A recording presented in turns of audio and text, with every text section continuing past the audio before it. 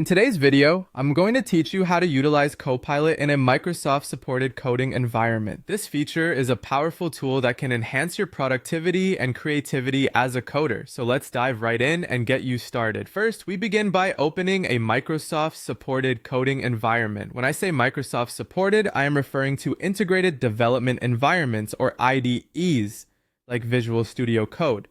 This is essential because Copilot, the AI assistant we'll be working with, integrates seamlessly with these platforms. If you don't already have it installed, you can easily download Visual Studio Code from the official website. Make sure you're using the latest version to take full advantage of the features we'll explore today. Once your coding environment is up and running, the next step is to activate the Copilot coding features. This usually involves installing the Copilot extension. To do this, navigate to the extensions view within your IDE. Simply search for Copilot, and once you find the extension, click the Install button. Once installed, you may need to sign in with your Microsoft account or GitHub credentials to authenticate and enable access. This process helps ensure that Copilot can function correctly within your environment, providing you with AI-generated code suggestions. Now that you've activated Copilot, you're ready to begin entering your coding queries or asking for code snippets. This is where the fun part begins. You can essentially interact with Copilot as if it were your coding partner.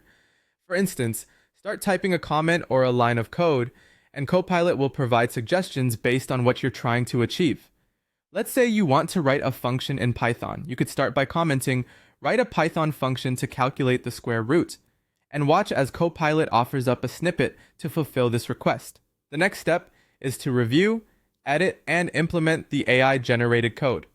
While Copilot provides intelligent suggestions, treat these outputs as drafts. Carefully review any code it generates to make sure it aligns with your project's standards and requirements. In many instances, you may need to tweak the suggestions to better fit your particular use case. Don't be afraid to modify or enhance the code snippets Copilot provides. After all, it's there to augment your skills, not replace them.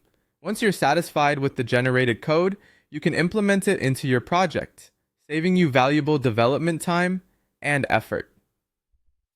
There you have it, a concise guide on setting up and using Copilot within a Microsoft-supported coding environment. By following these steps, you should be able to harness the power of AI to streamline your coding process, making it more efficient and hopefully more enjoyable. Thanks for watching.